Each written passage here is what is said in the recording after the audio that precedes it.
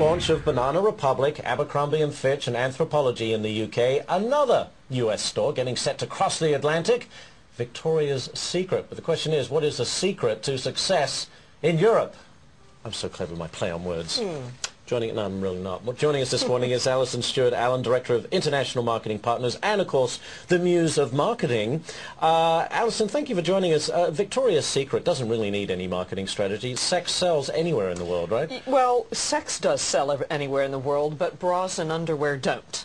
And one of the things that's quite interesting, if you look at how retailers plan, especially fashion retailers, plan international expansions, if they do the job well, they'll do their homework about the differences in a local market, maybe about color, maybe about shapes, and maybe more importantly about sizes. So hopefully Victoria's Secret have looked at the shape of women in Europe and in the UK, since they're starting here, and see, you know, what are the differences in terms of bust sizes, cup sizes. We're different around the world. So they need to really have studied that quite well. How well known is Victoria's Secret here? Thanks to online, you can pretty much shop anywhere. Well, it's known to people that go to the U.S. and buy their underwear and their bras. It's a women's store, and buy their wares in dollars in America. So it's known to a lot of people, but it's not known to the mass market. And that's where the money is to be made for Victoria's Secret here. Well, I think Victoria's Secret is already well known, put it that way. Which U.S. fashion retailers have done well? We mentioned a few at the top of the show there, but which ones have done particularly well in the UK and Europe? Well, Ralph Lauren have done particularly well here, and if you look at all the retailers that have done well, TJ Maxx has done very well in Europe.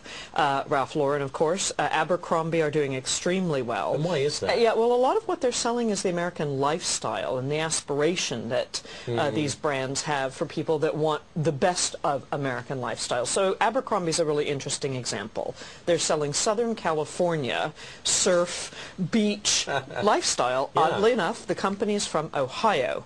Now, as a Southern Californian, I go in their stores and I think it's actually quite legitimate and authentic in the way that they merchandise and they retail the beach experience in there. It's good. We literally are out of time, but it's so much more expensive here. You go to Regent Street into one of these stores, and then you go to even New York, which is not cheap. It's just so much cheaper in the States. It is, and actually that's why a lot of people buy these U.S. brands very often in America at a U.S. dollar rate, which is much more favorable. But nonetheless, these other brands are doing very well over here because they've done their homework and they've studied the market. Very good. We'll see how Victoria's Secret does. All right.